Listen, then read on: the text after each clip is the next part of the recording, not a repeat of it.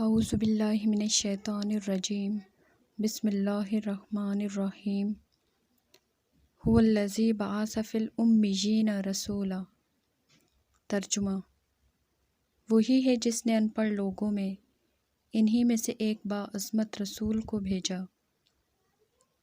الذین یتبعون الرسول النبی الامی، یہ وہ لوگ ہیں جو اس رسول کی پیروی کرتے ہیں جو امی لقب نبی ہیں، یعنی دنیا میں کسی شخص سے پڑھے بغیر من جانب اللہ لوگوں کو انباء غیب اور معاش کے علوم و معارف بتاتے ہیں۔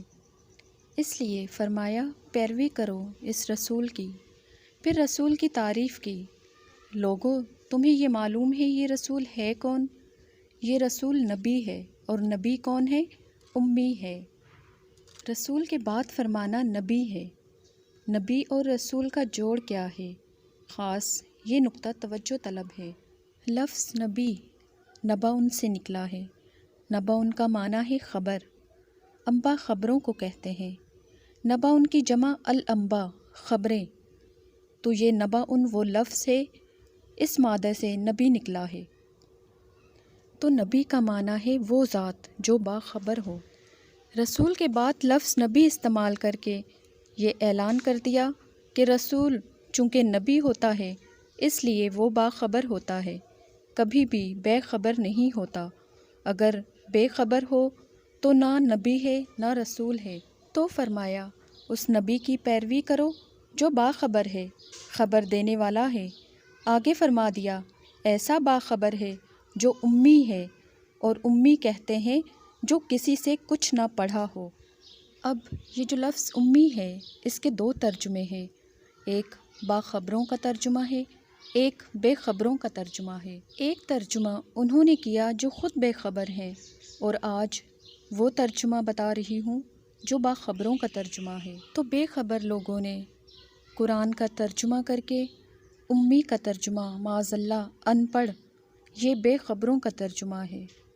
دوسری طرف قرآن نے فرمایا هو الذی بعث فی الامیین رسولا یتلو علیہم آیاتہ، اللہ کی ذات وہ ذات ہے جس نے امیوں میں اپنا رسول بھیجا تاکہ ان پر ہماری آیتیں پڑھے، اور بھیجا ان پڑھوں میں تاکہ انہیں پڑھائے۔ تو فرمایا پیروی کرو اس رسول کی جو باخبر ہے۔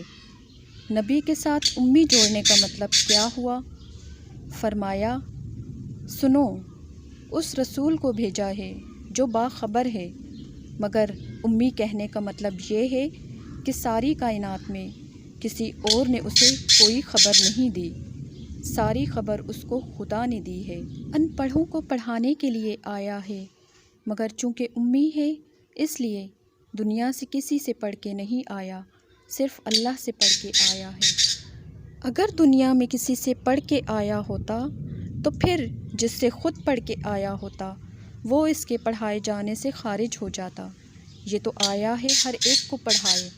جو ہر ایک کو پڑھانے آیا ہے وہ خود کسی سے کیا پڑھے، لہٰذا اس کو سب کچھ خدا نے پڑھا دیا۔ اور کب سے پڑھایا؟ جو بات بڑی اہم ہے وہ یہ ہے کہ لفظ سے امی ہے۔ حضرت عباس رضی اللہ تعالیٰ عنہ ایک دن عرض کرنے لگے، یا رسول اللہ صلی اللہ علیہ وآلہ وسلم، آپ کے بچپن میں جب آپ پنگوڑے میں تھے تو بڑی عجیب بات ایک روز میں نے دیکھی تھی۔ حضور پاک صلی اللہ علیہ وآلہ وسلم نے فرمایا، چچا عباس بتا تو صحیح کیا بات عجیب دیکھی تھی؟ انہوں نے عرض کیا، حضور میں آیا آپ صلی اللہ علیہ وآلہ وسلم پنگوڑے میں تھے، اس وقت آپ کے پاس کوئی آپ کو کھلانے والا نہیں تھا، تو آپ لیٹے تھے، میں آپ سے ملنے آیا۔ حضرت حلیمہ سعدیہ کے گھر کی بات ہے، تو پنگوڑے میں تھے، میں ملنے آیا، آپ اکیلے تھے، 14ویں رات کا چاند چمک رہا تھا، میں نے اچانک دیکھا آسمان کی طرف تو 14ویں رات کا چاند دائیں بائیں ادھر ادھر ہلتا تھا، بھاگتا تھا، آسمان پر چاند حرکت میں تھا۔ مجھے حیرت ہوئی کہ آسمان پر 14ویں رات کا چاند آج معمول سے ہٹ کر، میزان سے ہٹ کر اتنا تیزی سے گردش پذیر کیوں ہے؟ کہ اچانک میری نظر پنگوڑے پر پڑی آپ پنگوڑے میں تھے، کھیل رہے تھے۔ دونوں ہاتھوں کو جدھر جدھر میرے مصطفیٰ آپ کی انگلیاں ہلتی تھیں، چاند ہل جاتا تھا۔ جدھر انگلی کا اشارہ ہوتا تھا، چاند کھیلتا تھا۔ تو چونکہ کھلانے والا اور کوئی نہیں تھا، تو 14ویں رات کا چاند پنگوڑے میں کھلا رہا تھا۔ حضور پاک صلی اللہ علیہ وآلہ وسلم نے جب یہ بات سنی تو فرمایا، چچا عباس، آپ تو اسی بات پہ حیران ہو گئے، کیا میں آپ کو اس سے بھی عجیب تر بات نہ بتاؤں؟ وہ عرض کرنے لگا، یا رسول اللہ صلی اللہ علیہ وآلہ وسلم، بتائیے، اس سے بھی کوئی عجیب تر بات؟